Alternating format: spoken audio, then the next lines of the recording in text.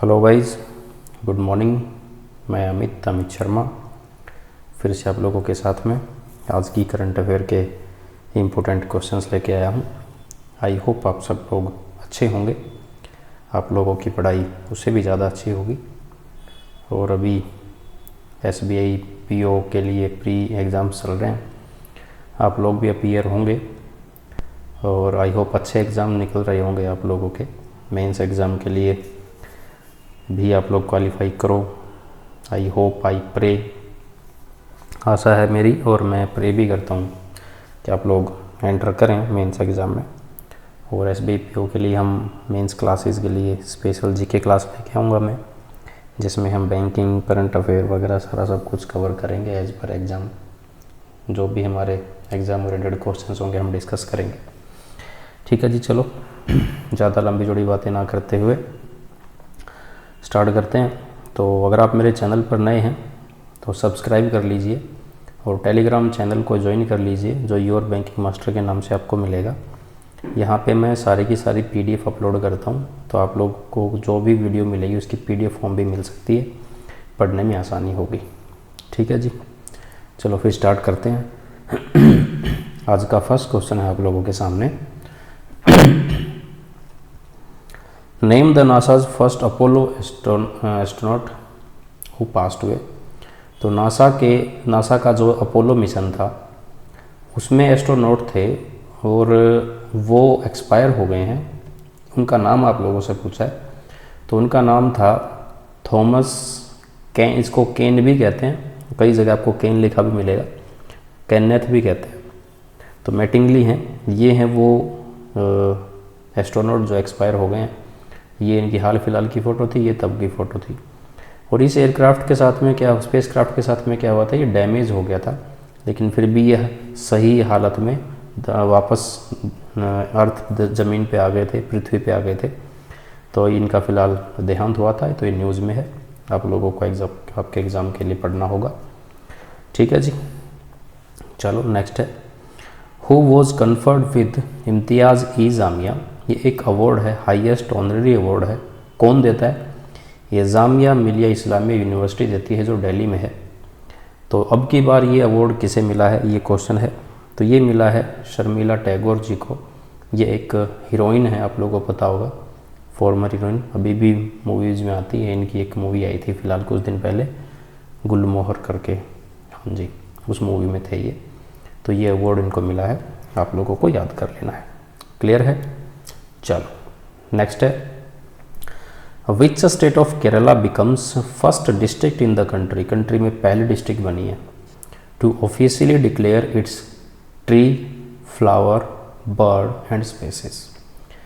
ऐसी कंट्री कुछ भी करने वाली, डिस्ट्रिक्ट करने वाली ऐसी पहली डिस्ट्रिक्ट बनी है जिसके खुद का, जैसे ट्री है, राष्ट्र, जैसे हम राष्ट्रीय पेड़ बोलते हैं, स्टेट का जी एक पेड़ होता है, और ये भी डिस्ट्रिक्ट लेवल पे होगा। तो उसने क्या किया है, एक ट्री, एक फ्लावर और बर्ड, जो आप लोगों के सामने ये बर्ड है, ये जो बाज, हॉक जिसको बोलते हैं, एक ये टर्टल है, ये फूल है, और ये वो पेड़ है जिसको इसने अपना ऑफिशियली डिक्लेयर किया है। और ये डिस्ट्रिक्ट का नाम आप लोगों से पूछा है, तो डिस्ट्रिक्ट का नाम आएगा कासरगोड। आप लोगों को याद रखना है। इनके नाम भी मैंने साथ में दे दिए हैं। ऑफिशियल ट्री जो है उसको कांजीरम बोलते हैं, और जो डिस्ट्रिक्ट बर्ड है उसको सी हॉक बोलते हैं, और उसके साथ में टर्टल जो है उसको जियंट सॉफ्ट सेल टर्टल बोलते हैं, और उसका जो लोकल नाम है उसको भीमानवा के नाम से भी जाना जाता है, और जो डिस्ट्रिक्ट फ्लोर है उसको पेरिया पुलाथली भी कहते हैं। तो ये चीज़ें आप लोगों को नाम के साथ में याद रखनी है, एग्ज़ाम में पूछा जाएगा, इम्पोर्टेंट क्वेश्चन है। क्लियर है जी? चलो नेक्स्ट चलते हैं। Who has been named for this year's Mother's Teresa memorial award, जो कि महाराष्ट्र गवर्नमेंट देती है। तो इस बार का जो मदर टेरेसा मेमोरियल अवार्ड मिला है वो नरगिस मोहम्मदी को मिला है। और इनको शायद आप जानते हो, मुझे 100% है कि आप जानते होंगे अगर आप लोग पढ़ते हैं तो, क्योंकि ये वही लेडी हैं जिनको 2023 का नोबेल प्राइज़ मिला है, पीस प्राइज़, और इनको ही अब मदर टेरेसा अवार्ड भी मिला है। तो काफ़ी इम्पोर्टेंट है, याद रखना है। नेक्स्ट है, which bank has acquired 2.4 crore additional shares of JC Flowers asset reconstruction company. Asset reconstruction company का आप लोगों को पता होगा, एक ऐसी कंपनी होती है जो बैंक से एनपीए परचेज करती है और उसकी रिकवरी करने का काम करती है। तो यहाँ पे जो एसेट रिकंस्ट्रक्शन कंपनी एआरसी जो कंपनी है वो है जेसी फ्लावर्स, और उसमें यस बैंक ने 2.4 करोड़ का एक एडिशनल शेयर परचेज किया है, और इसका स्टेक जो होगा वो 99% हो जाएगा यस बैंक का टोटल, इस बैंक ये परचेज करने के बाद में। तो ये थे ये इंपॉर्टेंट क्वेश्चन है। ऐसे क्वेश्चन बैंकिंग एंड फाइनेंस के होते हैं जो हमारे एग्जाम में पूछा जाता है, आप लोगों को ध्यान रखना है। एडिशनल इन्फॉर्मेशन है, जेसी फ्लावर्स ये एक एआरसी इज़ अ कंपनी जो कि 6 मई 2015 से कंपनीज एक्ट 1956 के अंडर आई थी, और 1956 जो कंपनी एक्ट है वो जो रिवाइज़ है वो रिवाइज़ कब हुआ था, 2013 में हुआ था। तो अगर हमारे एग्जाम में पूछा जाता है कि कंपनीज एक्ट कौन सा है तो 1956 का आंसर देना है। हालांकि इतने आसान क्वेश्चन अभी आने के चांसेस नहीं हैं, लेकिन फिर भी अगर पूछ लिया जाए तो। दूसरा, कोई भी रीएसेट कंपनी जो है उसको सरफासी एक्ट 2002 से भी परमिशन लेनी होती है, और वो कौन से सेक्शन के अंडर होता है, वो सेक्शन 3 होता है। तो सरफासी एक्ट के सेक्शन 3 के अंडर कंपनी एआरसी सेटअप होती है, ये आप लोगों को ध्यान रखना है। इस टाइप के क्वेश्चन आज भी एग्ज़ाम में बनते हैं और काफ़ी इंपॉर्टेंट होते हैं, क्योंकि सेक्शन याद करने मुश्किल हो जाते हैं, काफ़ी ज़्यादा होते हैं ये करके। क्लियर है? चलो नेक्स्ट चलते हैं। Which company has received the world's first airworthiness certificate for an autonomous flying taxi. तो वर्ल्ड की पहली उस कंपनी का नाम पूछा है जिसको एयर टैक्सी, फ्लाइंग टैक्सी का सर्टिफिकेट मिला है। तो उस कंपनी का नाम आएगा ई हैंग, और ये चाइना की कंपनी है, वहाँ गांगझोउ बेस्ड है। और ये उस टैक्सी का जो एक क्या बोलते हैं उसको, अरे यार दिमाग से निकल गया, एक नाम घूम रहा था, बताता हूँ। चलो बाकी ये ड्रोन है, ड्रोन टाइप का है, जैसे ड्रोन होता है उसी शेप में है ये, और इसमें 2 इंसान बैठ सकते हैं। तो ये एक टैक्सी है, आप लोगों को ध्यान रखना है। क्लियर है? चलो नेक्स्ट है, which NGO is set to become the first entity in India to list on a social stock exchange. काफ़ी इंपॉर्टेंट क्वेश्चन है। एंड ऐसी एनजीओ कौन सी है जो कि स्टॉक एक्सचेंज पे लिस्ट होने वाली पहली एनजीओ बनी है जो फंड रेज कर सकती है अभी मार्केट से? तो उसका नाम है SGBC उन्नति फाउंडेशन, बेंगलुरु बेस्ड है, नॉन प्रॉफिट, जिसको नॉन प्रॉफिट ऑर्गेनाइजेशन NGO बोलते हैं। क्लियर? ये आप लोगों को ध्यान रखना है, इंपॉर्टेंट क्वेश्चन है। नेक्स्ट चलते हैं, which company has achieved a significant milestone by becoming the first company in India to manufacture micro SD card जो कि मेड इन इंडिया होगा। तो ऐसा काम करने वाली कंपनी का नाम अभी इस साल के अंदर तो मोदी जी ने काफ़ी फोकस कर रखा है, क्योंकि माइक्रोचिप इंडिया में नहीं बनती हैं, इंडिया से बाहर ही बनती है और इंपोर्ट करनी पड़ती हैं। अब इनका जो मैन्युफैक्चरिंग होगी वो इंडिया में ही होगी। उसके लिए पहले एक मैक्रोन कंपनी थी, उसको भी लाइसेंस दिया गया था, लेकिन उसने अब तक स्टार्ट नहीं किया है अपना प्रोडक्शन। लेकिन अभी जो है एक इंडिया की कंपनी सहरसा सेमीकंडक्टर्स इसका नाम है, इस कंपनी ने इंडिया में मैन्युफैक्चरिंग स्टार्ट कर दी है राजस्थान में। और राजस्थान में एक भिवाड़ी जगह है जो कि गुड़गांव से उस साइड मानेसर गुड़गांव से निकलने के बाद आता है, वहाँ पे ये कंपनी बेस्ड है। तो ऐसा प्रोडक्शन स्टार्ट करने वाली इंडिया की फर्स्ट कंपनी का नाम सहरसा सेमीकंडक्टर रहेगा, ये आप लोगों को याद रखना है।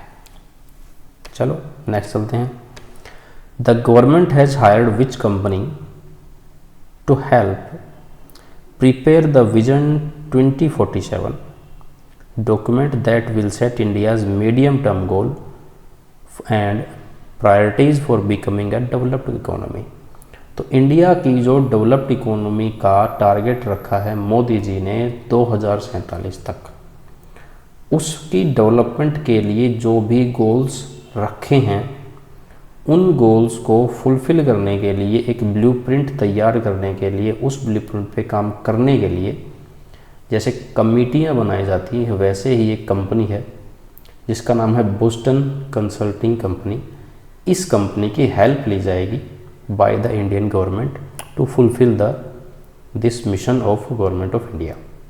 उस कंपनी का नाम है बोस्टन कंसल्टिंग कंपनी और ये अमेरिका बेस्ड एक कंपनी है। अब ये कंपनी पूरी तरह से 2047 तक का एक ब्लूप्रिंट बना के देगी गवर्नमेंट ऑफ इंडिया को, फिर गवर्नमेंट ऑफ इंडिया उसके ऊपर काम करेगी और 2047 तक इंडिया एक डेवलप्ड कंट्री होगा। ये सपना है मोदी जी का, हमारे प्राइम मिनिस्टर जी का। ठीक है जी, चलो नेक्स्ट है, which country has launched it's first nuclear powered guided missile submarines, जिसका नाम है SSGN। तो एक कोई कंपनी है, कंट्री है चाइना, जिसने अपनी खुद की एक nuclear powered missile guided missile based एक सबमरीन जो पनडुब्बी होती है वो लॉन्च की है, जिसका नाम है SSGN। ये नाम से आप लोगों को ध्यान रखना है, ऐसे क्वेश्चन पहले भी एग्जाम में बहुत बार पूछे जा चुके हैं, अभी भी इम्पोर्टेंट है इसलिए मैं लेके आया हूँ। तो कंट्री का नाम आएगा चाइना। क्लियर है? चलो नेक्स्ट है, as per report by Chainalysis titled the 2023 geography of cryptocurrency report, जो एक क्रिप्टो करेंसी बेस्ड रिपोर्ट लेके आती है, उस रिपोर्ट में इंडिया का कौन सा स्थान है जो कि क्रिप्टो मार्केट में वर्ल्ड में प्लेस करता है। तो इंडिया वर्ल्ड की दूसरी ऐसी कंट्री बनी है जो लार्जेस्ट क्रिप्टो मार्केट है वर्ल्ड के अंदर। अब मुझे एक चीज़ समझ नहीं आ रही है, गवर्नमेंट ऑफ इंडिया ने या RBI ने, हम कहेंगे, जो क्रिप्टो करेंसी है उसको ऑफिशियली परमिशन नहीं दी है, परमिट नहीं किया है, लेकिन फिर भी इंडिया वर्ल्ड की सेकंड क्रिप्टो मार्केट बनी है, लार्जेस्ट क्रिप्टो मार्केट। चलो जो भी है, हमारे एग्ज़ाम के लिए पढ़ना हम लोगों को, तो ये चीज़ें ध्यान रखना आप लोग। क्लियर है? चलो नेक्स्ट है, which country was unanimously approved the host of 2025 Asian winter games. 2025 के एशियन विंटर गेम्स कौन सी कंट्री, कौन सा देश होस्ट करने जा रहा है? तो इसका आंसर आएगा चाइना। ये आप लोगों को ध्यान रखना है, ऐसे क्वेश्चन भी एग्जाम में पूछे जाते हैं। क्लियर है जी? चलो नेक्स्ट है, कुल्लू दशहरा। दशहरा जो है वो आप लोगों को पता है कि कौन सा दशहरा होता है, तो उसी दशहरे का एक मॉडल है जिसका नाम है कुल्लू दशहरा कहते हैं। और ये जो फेस्टिवल है कुल्लू दशहरा, ये 1 हफ्ते तक लगातार चलता है और ये इंटरनेशनल लेवल पे भी फेमस है। तो इसलिए न्यूज़ में था क्योंकि अभी दशहरा गया है, इसी करके है। तो ये पूछा गया कि कौन सा स्टेट है जो इसको सेलिब्रेट करता है, तो उसका आंसर आएगा हिमाचल प्रदेश। क्लियर है जी? चलो नेक्स्ट है, who has been appointed as the executive director of the bank of Maharashtra. Bank of Maharashtra के एग्जीक्यूटिव डायरेक्टर किनको चुना गया है, किनको बनाया गया है? तो उनका नाम है मिस्टर रोहित ऋषि, और ये है मिस्टर रोहित ऋषि जो आप लोगों के सामने है, ध्यान रखना है। चलो नेक्स्ट है, prime minister Narendra Modi laid the foundation stone of Amrit Vatika. Amrit Vatika जो अमृत महोत्सव मनाया जा रहा था, अमृत कलश यात्रा पे based Amrit Vatika, for which the soul from across, कितने डिस्ट्रिक्ट से? आप लोगों को पता होगा जो अमृत कलश यात्रा थी उसमें 766 डिस्ट्रिक्ट से इंडिया के अंदर मिट्टी लेके आया गया है, और उस मिट्टी को एक बड़ी मटकी के अंदर अमृत वाटिका जिसको नाम दिया गया, इसमें सारा का सारा एक जगह डाल दिया गया है। और अब ये एक मेमोरियल बनेगा दिल्ली के अंदर। यही क्वेश्चन है, यही चीज़ है, और ये इंडिया गेट के पास में बनने जा रहा है, जिसका एरिया होगा 1,20,000 सॉरी 12,000, ठीक है जी, स्क्वायर मीटर का होगा। और ये जो होगा ये अगर आप इंडिया गेट पे गए हैं तो जो सुभाष चंद्र बोस जी की जो स्टेचू लगा हुआ है उसके पास में ही ये अमृत वाटिका बनेगी, एक नया मेमोरियल बनेगा। तो आप लोगों को ध्यान रखना है। और एक चीज़ याद होगी, पता होगा आज़ादी का अमृत महोत्सव चल रहा है और ये 2 साल के लिए चलाया गया था। तो अभी आपसे ये क्वेश्चन भी पूछा जा सकता है कि ये कब से स्टार्ट हुआ था। तो ये स्टार्ट हुआ था मार्च 12, 2021 से, और 75 साल का जो हमारी इंडिपेंडेंस को हुए हैं उस बेस पे ये उसको सेलिब्रेट करने के लिए बनाया गया था। आज़ादी का अमृत महोत्सव 2 साल के लिए था। अब 2023 में ये एंड हो चुका है। ये खास पॉइंट है, डेट आप लोगों को ध्यान रखनी है। और इसका जो अभी अमृत वाटिका है ये चीज़ें भी ध्यान रखनी है, काफ़ी इम्पोर्टेंट है। ठीक है जी, चलो नेक्स्ट है reserve bank of India gold holding. Simple सा क्वेश्चन पूछता हूँ, बताता हूँ हिंदी, कि आरबीआई के पास कितना सोना है। ये क्वेश्चन लास्ट ईयर भी एग्जाम में पूछा गया था इस टाइप से। तो लास्ट टाइम का तो एग्जैक्ट डेटा मुझे याद नहीं है, लेकिन अब की बार का ये है। अब जो है फ़िलहाल, जैसे हम नवंबर में पढ़ रहे हैं तो ये अक्टूबर तक का है। इसमें जो आरबीआई के पास टोटल सोना है, गोल्ड है, वो 800 टन है। ये आप लोगों को ध्यान रखना है, लास्ट ईयर एग्जाम पूछा गया था। मैं सिर्फ वही या उसी टाइप के क्वेश्चन लेके आता हूँ जो हमारे एग्जाम ओरिएंटेड होते हैं, फालतू क्वेश्चन मैं नहीं डालता हूँ इसमें। ठीक है जी, चलो नेक्स्ट है which defence company has reportedly become the first foreign company that has backed 100% FDI in India. और किसमें? डिफेंस प्रोजेक्ट के लिए। तो डिफेंस प्रोजेक्ट में इंडिया के लिए 100% एफडीआई लेके आने वाली फॉरेन कंपनी कौन सी है, ये आप लोगों से पूछा है। तो उसका आंसर है साब कंपनी है, और ये एक स्वीडन बेस्ड कंपनी है जो कि इंडिया में आके मैन्युफैक्चरिंग करेगी। यानी 100% शेयर होल्डिंग सिर्फ इसी कंपनी की होगी, इसलिए उसको फॉरेन कंपनी कहा गया है। 100% एफडीआई होगी इस कंपनी के अंदर। अब इसकी कुछ खास बात ये है, इस एफडीआई की अगर हम बात करते हैं तो करंटली इंडिया में अगर हम ऑटोमेटिक रूट से बात करते हैं तो 74% तक एफडीआई डिफेंस सेक्टर में आ सकती है। अब क्वेश्चन यहाँ से ये भी आपके एग्जाम के लिए बनेगा कि डिफेंस सेक्टर में एफडीआई लिमिट क्या है। ऑटोमेटिक रूट में आएगी 74% तक। सिंपल भाषा में बताता हूँ कि ऑटोमेटिक रूट क्या है। ऑटोमेटिक रूट मतलब कोई भी फॉरेनर इंडिया में आके किसी कंपनी में इन्वेस्ट कर सकता है। कितने रुपए तक? 74% तक। उसके लिए स्पेशल उसको कोई गवर्नमेंट ऑफ इंडिया से परमिशन नहीं लेनी होती है। कुछ रूल्स एंड फॉलो हैं, वो रूल्स हैं, कंडीशंस है, वो उसको फॉलो करनी होंगी। सिंपली आके इंडिया में इन्वेस्ट करेगा, है ना। ऑटोमेटिक रूट में कितना? 74% तक। अब अगर बात होती है 100% सॉरी, तो 100% के लिए उसे आरबीआई के साथ साथ हमारे इंडिया की जो इंडियन गवर्नमेंट है उससे भी परमिशन लेनी होती है।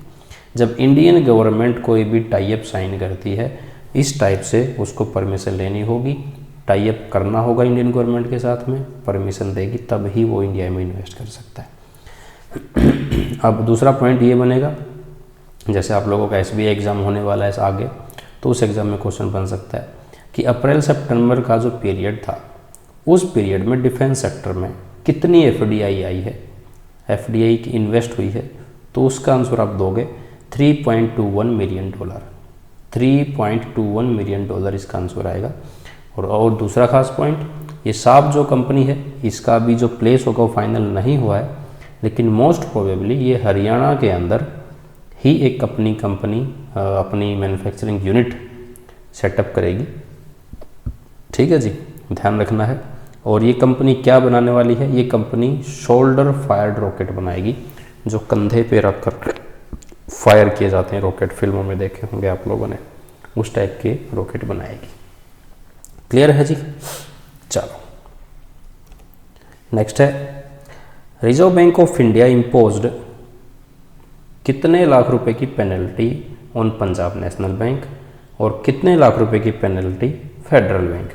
तो हाल फिलहाल आरबीआई ने पंजाब नेशनल बैंक के ऊपर और फेडरल बैंक के ऊपर पेनल्टी लगाई है। वो पेनल्टी कितने कितने रुपए की है? तो 72 लाख रुपए की तो पेनल्टी लगी है पीएनबी पे, और 30 लाख रुपए की पेनल्टी लगी है फेडरल बैंक पे। और फेडरल बैंक के बारे में बात करें तो इसका हेडक्वार्टर कोची केरला में है। इसके CEO मिस्टर श्याम श्रीनिवासन है, ये है मिस्टर श्याम श्रीनिवासन। और PNB की बात करें तो हेडक्वार्टर न्यू दिल्ली में है। और इसके CEO है मिस्टर अतुल कुमार गोयल, ये है मिस्टर अतुल कुमार गोयल। आप लोगों को ध्यान रखना है, इम्पोर्टेंट क्वेश्चन है। ठीक है जी। नेक्स्ट है, which small finance bank has partnered with ixigo, one of the leading travel platform. तो इस ट्रैवल प्लेटफॉर्म के साथ में कौन से स्मॉल फाइनेंस बैंक ने टाई अप किया है, क्या करेगा, वो एक को ब्रांडेड क्रेडिट कार्ड लॉन्च करेगा, जिस कार्ड को यूज़ करके इसकी जो ixigo जो कंपनी है, इसके कस्टमर अपनी ट्रैवल के लिए जो पेमेंट करने होती है, कहीं ट्रैवल अगर करेंगे तो पेमेंट जो करनी होगी उसके वो इजीली कर सकते हैं। तो एक ये स्पेशल टाइप का क्रेडिट कार्ड लॉन्च किया गया है। तो स्मॉल फाइनेंस बैंक का नाम आएगा AU स्मॉल फाइनेंस बैंक, और ये इंडिया का लार्जेस्ट स्मॉल फाइनेंस बैंक है। अब आप लोगों को करंट का एक और भी याद होगा, मैंने शायद 2-3 दिन पहले की बात है ये मैंने वीडियो डाली थी। तो फिनकेयर स्मॉल फाइनेंस बैंक जो है वो AU स्मॉल फाइनेंस बैंक में मर्ज होने जा रहा है।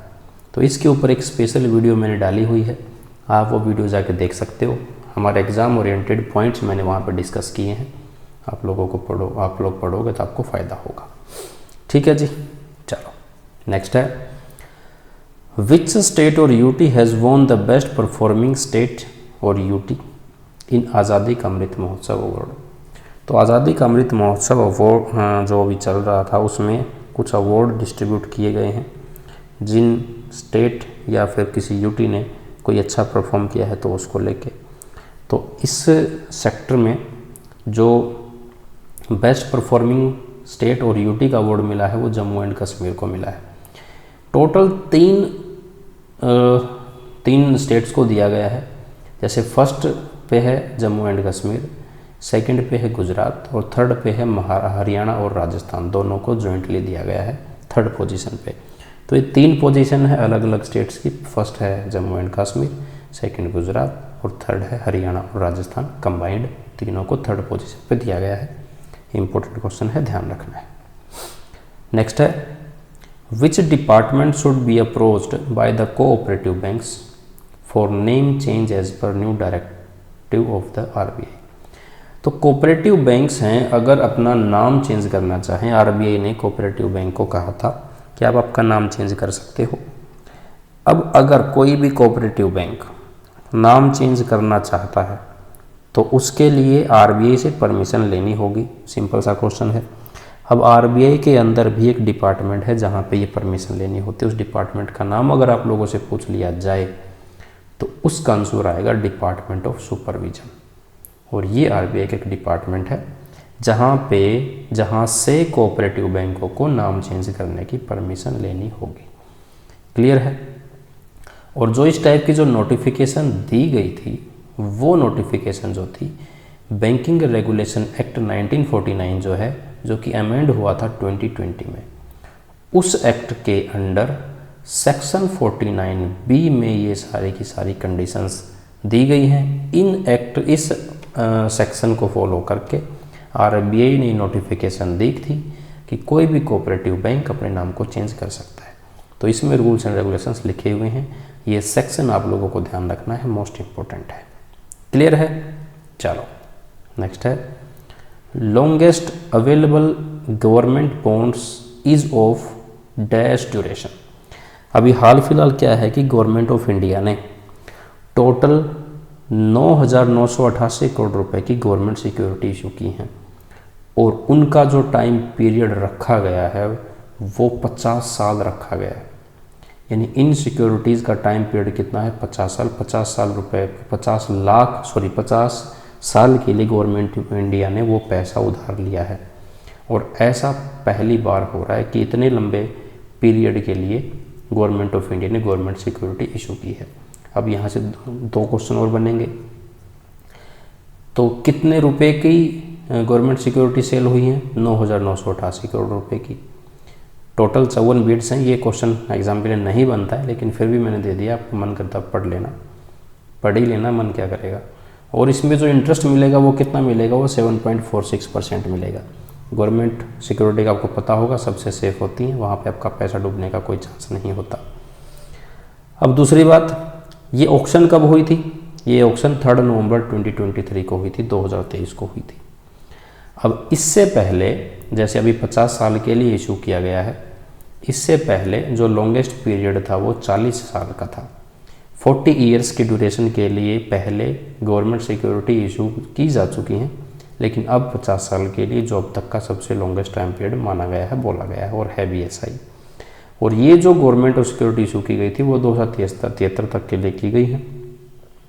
10,000 करोड़ रुपए गवर्नमेंट ऑफ इंडिया को इकट्ठे करने थे।